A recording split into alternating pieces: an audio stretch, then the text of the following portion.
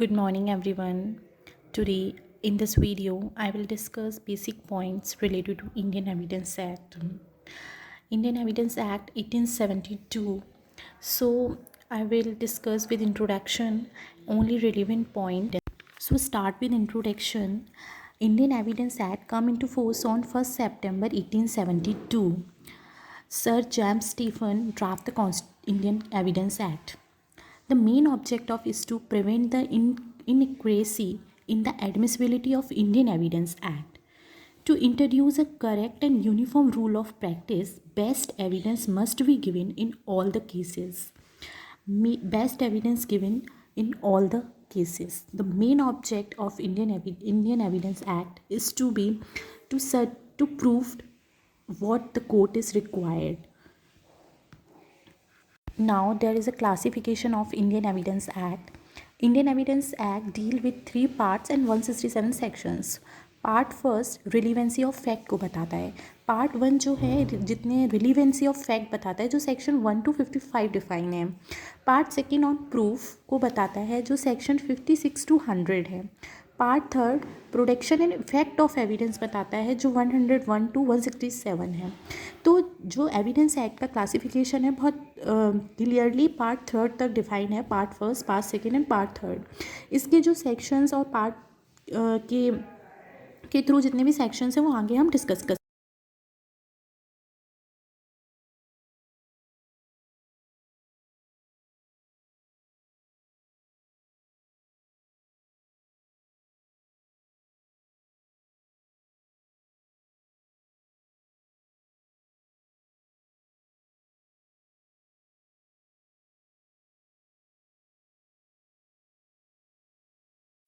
Now we will discuss type of evidence act.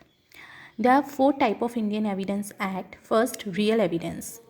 So हम थोड़ा थोड़ा डिस्कस करते हैं. फर्दर हम इनसे डिटेल में डिस्कस करेंगे. Real evidence, for example blood sample, DNA, fingerprints, knife, gun is known as real evidence.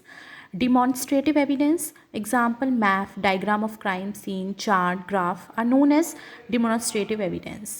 Documentary evidence, for example copies of document that can be certified include passport, photo, driving license, letter from government department. Testimonial evidence, for example statement made under oath. For example जैसे किसी ने oath में in the court में किसी ने finger out करके कहा कि इस लड़के को मैंने वहाँ देखा था. इस known and testimonial evidence. Now here we discuss the most important features of Indian evidence act. Indian evidence act के कुछ मोस्ट इंपॉर्टेंट फीचर्स हैं जो section 3 of Indian evidence act में डिफाइन हैं. First, court, fact, relevant fact, fact and issue, documents, evidence, proved and disproved. तो हम इसको बाद डिटेल में बहुत अच्छे से डिस्कस करेंगे. अभी मैं बेसिक इसका डिस्कस कर सकती हूँ कि क्या है ये. कोर्ट क्या होता है? कोर्ट इंक्लूड ऑल जज and magistrate and all the person legally authorise to take evidence except arbitrators. वो सारे पर्सन जो लीगली ऑथराइज हैं एविडेंस लेने के लिए वो सब कोर्ट में आते हैं. Second is fact. Fact means and include any thing, state of thing और relevant of thing capable of being perceived by the sense. वो सारी चीज़ें जो रिलेशन ऑफ थिंग्स बताएं जो परसीव्ड बाय सेंस है. फॉर एग्जाम्पल जैसे आँख, कान, मुंह, स्किन, टंग, जो हमें किसी चीज़ का सेंस बता सकें वो सारी फैक्ट्स बताती हैं. वो सारी चीज़ फैक्ट्स में इंक्लूड हैं. रिलीवेंट फैक्ट क्या होते हैं? जैसे जो चीज़ फैक्ट से है तो वो रिलीवेंट कब होगी? जब वो वाकई में क्राइम सस्पेक्टेड है, क्राइम से वो चीज़ रिलेटेड है. किसी का देखना, किसी का सुनना या किसी का कुछ जानना, किसी ने कुछ स्मेल करना, किसी का कुछ टच करना, तब वो रिलीवेंट बनेगी. फैक्ट एंड इशू क्या होता है? फैक्ट एंड इशू होता है एक का डिनाई करना और एक का एक्सेप्ट करना, एक का हाँ कहना और एक का ना कहना. वो फैक्ट एंड इशू बन जाता है कि वो चीज़ फैक्ट एंड इशू में आ जाती है. वो एक्सेप्ट कर रहा है और वो डिनाई कर रहा है, वो फैक्ट एंड इशू है.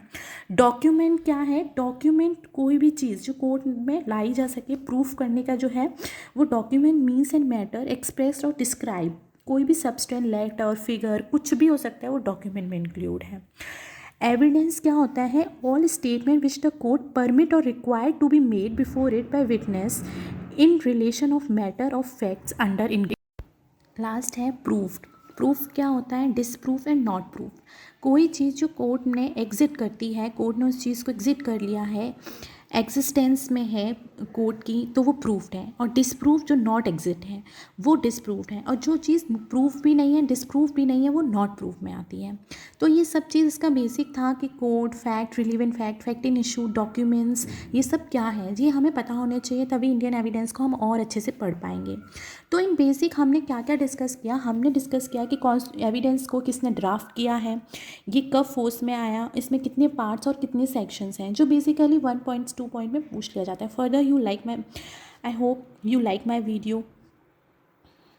बाकी हम लोग फर्दर मेरी जो अपकमिंग वीडियोस हैं मैं उसमें डिस्कस करूँगी जी। आज जो बेसिक था वो मैंने डिस्कस किया, जो थोड़े थोड़े पॉइंट्स थे वो जो मैंने डिस्कस किए, आगे मैं डिटेल में सेक्शन वाइज पार्ट के थ्रू पूरा डिटेल में एक्सप्लेन करूँगी। I hope you like my video, please subscribe and share my video. Thank you.